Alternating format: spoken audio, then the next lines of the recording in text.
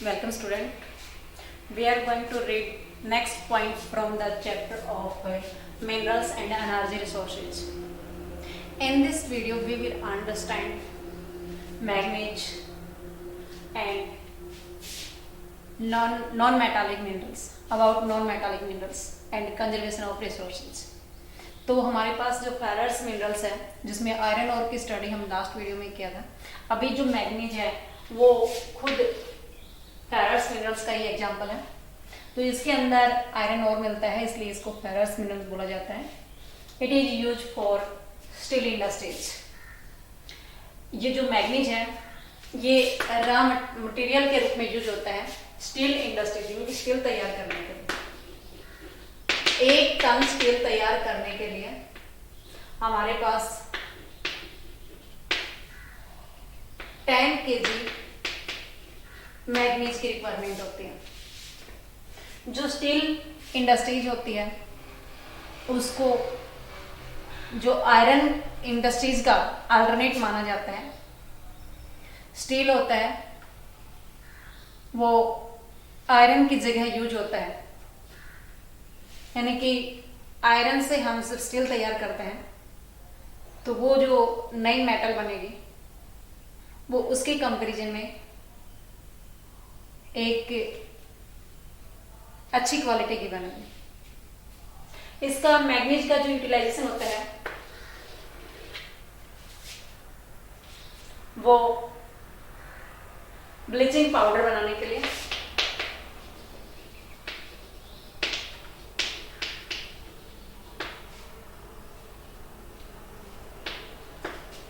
Insecticide,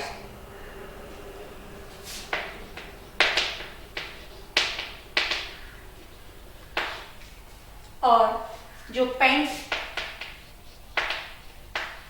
आप use करते हैं घर में, व्हाइट वॉश करते हैं, उन सभी में मैग्नीज यूज होता है। It's okay. तो ये हमारे पास था बेटा फेरस मिनरल्स। अब नेक्स्ट पॉइंट पे हम स्टडी करेंगे नॉन फेरस मिनरल्स की।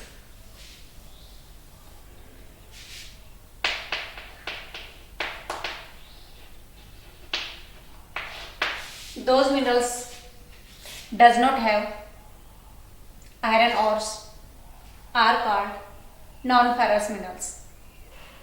अब नॉन फेरस मिनरल्स में हमारे पास कौन सा आता है? हमने एग्जांपल में पढ़ा था कॉपर, बॉक्साइट। ये मेन है जिसकी स्टडी अब हम इसमें करेंगे। तो कॉपर ये इलेक्ट्रिसिटी का गुड कंडक्टर है और मेलेबल है, यानी कि इसको हम पीट करके एक चादर भी बना सकते हैं या तार भी बना सकते हैं। तो इलेक्ट्रिसिटी का गुड कंडक्टर होने के कारण सबसे ज्यादा यूटिलाइजेशन इसका इलेक्ट्रिसिटी केबल्स या केमिकल इंडस्ट्रीज में यूज होता है। इलेक्ट्रिकल केबल या केमिकल इंडस्ट्रीज।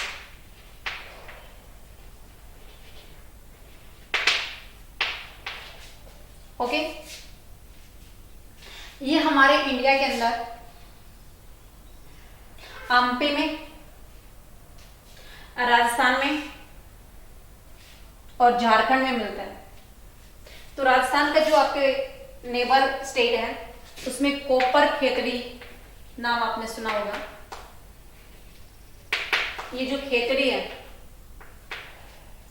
यहां खेतड़ी के अंदर कॉपर मिलने के बाद इस एरिया का नाम कॉपर खेतड़ी पड़ गया। तो ये कॉपर खेतड़ी राजस्थान का, एमपी में बालाघाट माइन इसके लिए फेमस है, और झारखंड में भी इसको निकाला जाता है। ये हमारे पास था नॉन फेरस में कॉपर, इसका यूटिलाइजेशन एंड सोर्स। नेक्स्ट हमारे पास आता है बॉक्साइट। बॉक्साइट ये हमारे पास नॉन फेरस मिनरल्स का एग्जांपल है। इस बॉक्साइट का यूटिलाइजेशन एल्यूमिनियम को तैयार करने के लिए रॉ मटेरियल के रूप में यूज होता है। जो एल्यूमिनियम तैयार होती है उसमें बॉक्साइट मिलाया जाता है, और बॉक्साइट मेटामॉर्फिक रॉक्स में मिलता है। इसका एग्जांपल आप याद रखेंगे, ये केवल और केवल मेटामॉर्फिक रॉक्स में मिलता है, और एल्यूमिनियम के लिए रॉ मटेरियल के रूप में इसको यूटिलाइज किया जाता है। ओके, इसका जो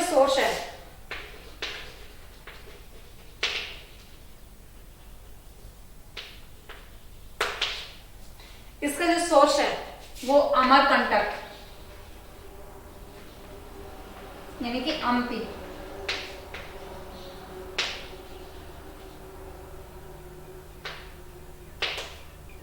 अम्पी में मिलता है। अम्पी में मैकाले हिल, अमरकंटक हिल्स में, मैकाले हिल्स में और बिलासपुर कट में, ये सारा एरिया अम्पी का है। इसमें उड़ीसा में भी इसमें पंचपट माली, इसमें एरिया का नाम है, उड़ीसा में मिलता है। वहां पे सबसे ज्यादा बॉक्साइट मिलता है, पंचपट माली, उड़ीसा।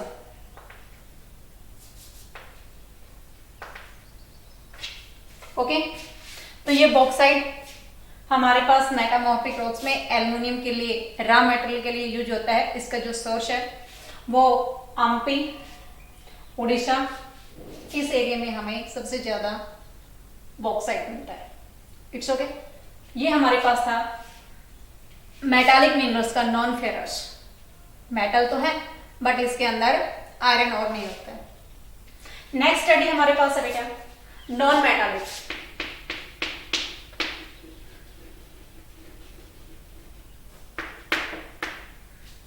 लाइक माइका,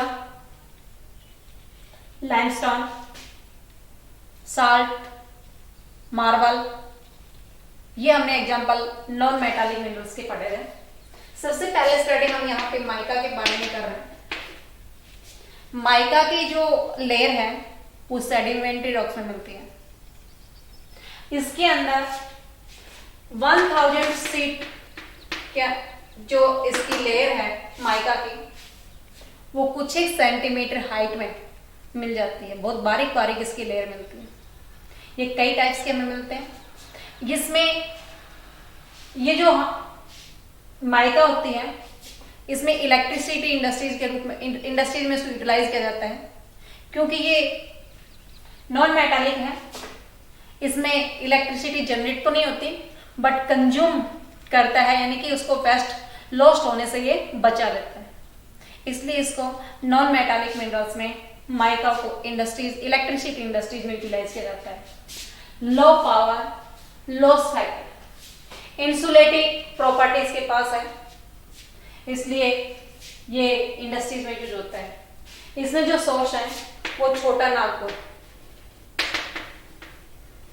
नागपुर प्लेटू, गया, हजीराबाद जो झारखंड में,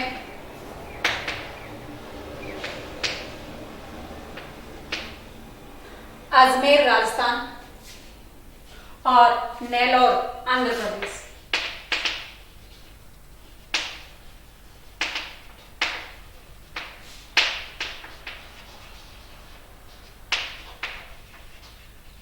आंध्र प्रदेश में इसका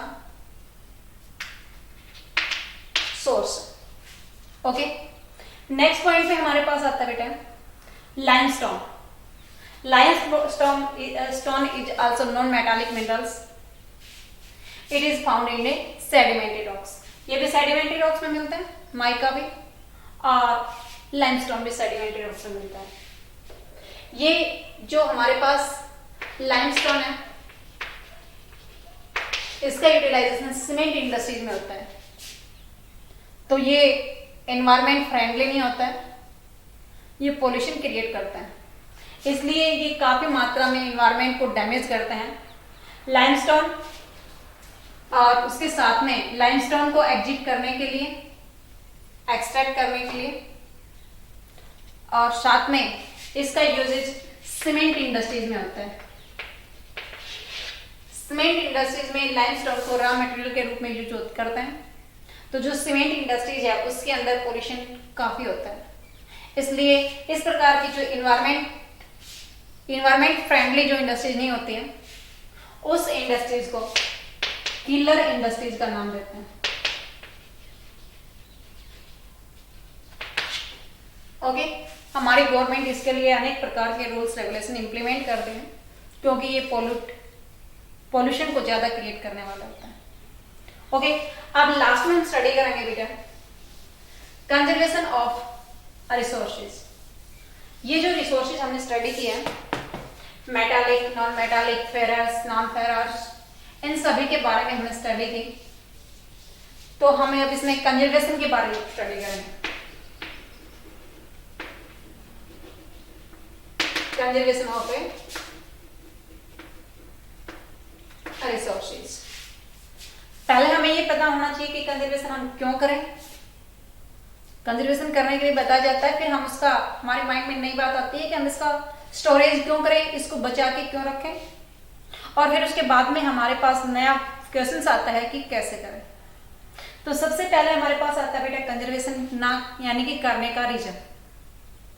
तो जितने भी हमने रिसोर्सेज पढ़े हैं, इट इज लिमिट इन अर्थ, सीमित है ये। It create with the geographical condition without a human activity. अगर मानव इसके एक्टिविटी में इन्वॉल्व होता तो वो कभी भी बना लेता। तो ज्योग्राफिकल कंडीशन से ये क्रिएट होता है। पता नहीं हमारी अर्थ कब नीचे से कोई मैग्मा आ गए, उसके बाद में हमारे पास इग्नियस रॉक्स बने, उसके अंदर आयरन और या दूसरी हमारे पास मिनरल्स हैं वो निकले, और उसके बाद में मेटामॉर्फिक रॉक्स में चेंज हो, फिर सेडिमेंट्री रॉक्स में चेंज हो। पता नहीं कब हमारे पास इस प्रकार का अर्थ की एक्टिविटी हो जिसके बाद में हमें ये मिले। तो इसमें ह्यूमन एक्टिविटी से ये बहुत परे होता है, इसलिए ये सीमित है, लिमिट है, और उसके बाद में नए बनने में काफी समय लगता है। और हमें ये भी पता है कि without a natural resources, without a metallics and non metallics minerals, coming generation will not able to survive on this earth। अब उसको सर्वाइव होने के लिए हमें उसको स्टोरेज रखना जरूरी है। तो ये हमारे पास था कंजर्वेशन करने का रीजन। अब हमारे पास आता है कि कैसे करें।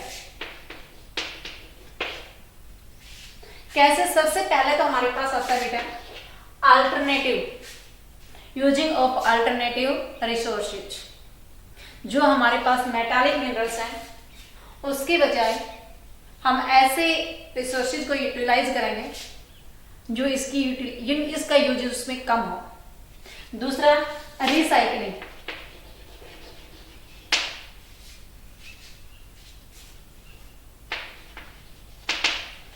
रिसाइकलिंग इट मीन्स हमारे पास जब हम नीचे से आयरन और से जब माइन से आयरन और निकाल के उसमें बैकेट बना लेते हैं और बाई चांस उसमें छेद हो जाता है तो हम उसको वेस्टेज ना करें, उसकी रिसाइकलिंग कर ले, दोबारा से उसको गला करके पिघला करके नई बैकेट तैयार कर लें। इस प्रकार से हम उसकी रिसाइकलिंग कर सकते हैं, रीयूज, दोबारा से यूज करके। इन सभी पॉइंट से हम बताएंगे कि हमारे पास रिसोर्सेज सीमित होने के बावजूद हम इसको कंजर्व कर सकते हैं। It's okay.